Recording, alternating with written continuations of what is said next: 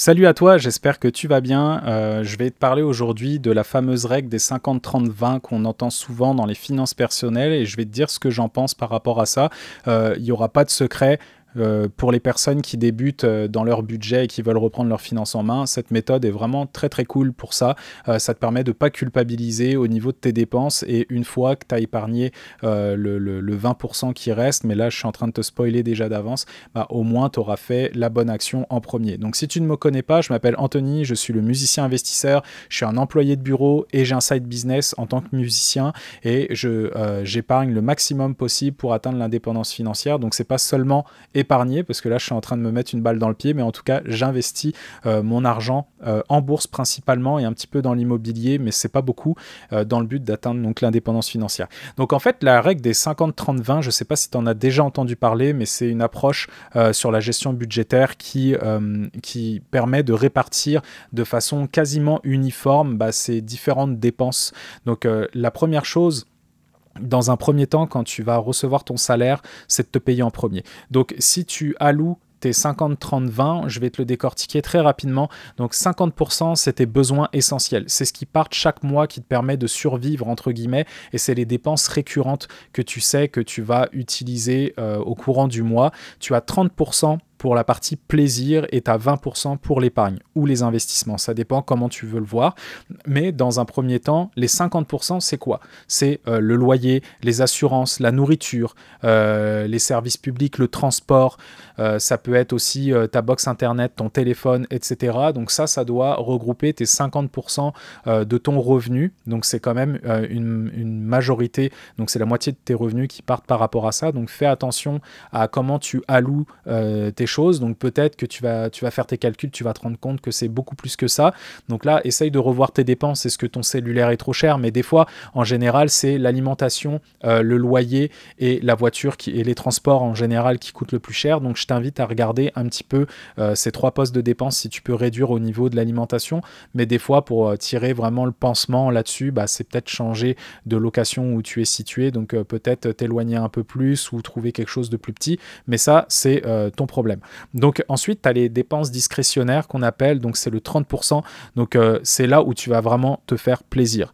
Donc les 30%, ça peut être le restaurant, c'est une sortie entre amis, c'est un jeu vidéo que tu vas acheter, c'est par exemple, moi, c'est des équipements musicaux, mais moi, je le mettrais plus dans un pseudo-investissement. Pour moi, c'est pas une dépense discrétionnaire parce que je peux le déduire de mes impôts. Mais tu vois ce que je veux dire, c'est 30% où tu vas te faire plaisir et cet argent-là, c'est de l'argent où tu vas pas trop culpabiliser quand tu vas les dépenser. Mais je t'en parlerai un petit peu après de mon point de vue, ce que j'en pense en fonction des objectifs. C'est que moi, j'allouerais ça un peu autrement. Et la dernière chose, c'est l'épargne pour les objectifs financiers. Donc, c'est soit l'épargne, soit l'investissement. Donc, ça, c'est 20%. Et ces 20%-là, dès que tu touches ton salaire, il faut que 20% partent directement dans ton épargne ou dans ton investissement. Il faut que ce soit vraiment automatique. Il faut que ça parte et que tu n'aies pas vu sur cet argent-là parce que si tu ne le fais pas, si tu ne te payes pas en premier, tu vas jamais te payer. Croisant mon expérience au début, même encore aujourd'hui, des fois, c'est pour ça que je te parlerai au niveau des pourcentages des allocations. C'est que je sais que je peux à chaque fois épargner. À chaque mois, je peux épargner plusieurs dizaines de pourcents de mon salaire, même plus. Il y a une précédente vidéo, d'ailleurs, je te la mettrai ici. J'ai épargné 67% de mon salaire en juillet. Donc c'était vraiment mon gros mois, mais je ne l'ai pas épargné tout de suite. C'est que je l'ai laissé rentrer et de toute façon j'étais dans des comptes épargne à intérêt élevé à 4,5%, donc c'était pas si pire, mais j'attendais un peu avant de l'investir parce que je ne savais pas s'il y allait avoir d'autres dépenses au courant du mois, etc. Mais je t'invite vraiment à faire des virements automatiques dès que tu reçois ta paye, 20% de côté. Commence par 5-10%, mais au moins prends l'habitude d'épargner dès que tu reçois ton salaire, comme ça tu vas vivre avec le reste. Par exemple, tu gagnes 1 500 € par mois. S'il y a 150 € qui part tout de suite, après ton salaire, tu vas juste vivre avec 1350 euros. Je pense que je ne me suis pas trompé au niveau des calculs, mais voilà, pense petit, donc essaye de te serrer la ceinture et tu verras, quand tu vas prendre l'habitude, tu vas optimiser tes dépenses et crois-moi, ça va vraiment fonctionner. Donc moi, je trouve que cette allocation-là, c'est vraiment intéressant pour les personnes qui débutent. Donc au début, voyez ça comme les 50%, les 30%, les 20%, et allouer différemment. Peut-être que si vous avez des objectifs un peu plus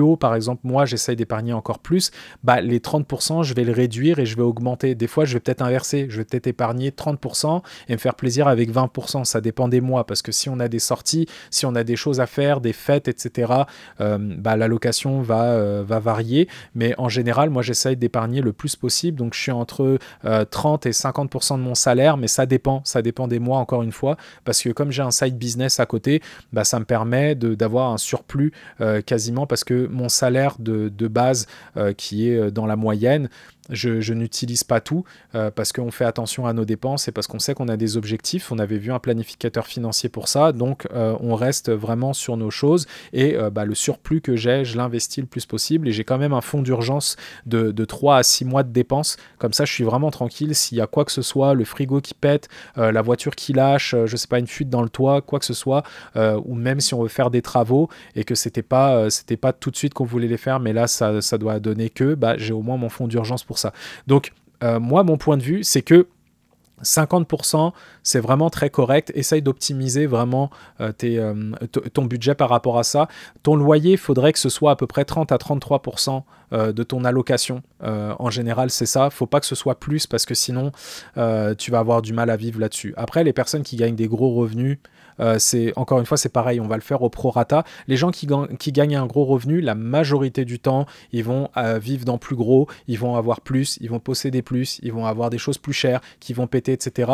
Ça monte toujours en escalier, malheureusement, alors que moi, même si mes revenus augmentent, je reste dans mes épargnes et je ne vis pas au-dessus à chaque fois parce que je sais que si je reste pareil, ça veut dire que je peux investir plus, donc aller encore plus loin dans mes objectifs. Donc moi, 50%, c'est vraiment très correct. Essaye d'optimiser.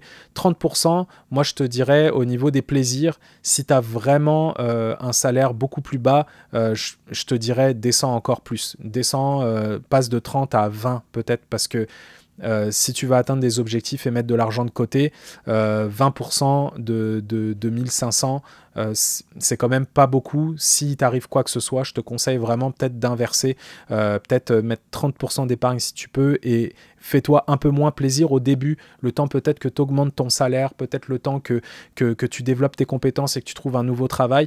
Bref, pour moi, je pars du principe que si on gagne pas beaucoup, va falloir serrer la ceinture. Je sais que les gens veulent se faire plaisir, mais malheureusement, se gâter quand on n'a pas d'argent, bah, c'est quand même compliqué. Je sais qu'il faut vivre, mais il y a un moment donné où il n'y a pas le choix. C'est soit on réduit ses dépenses, soit on augmente ses revenus.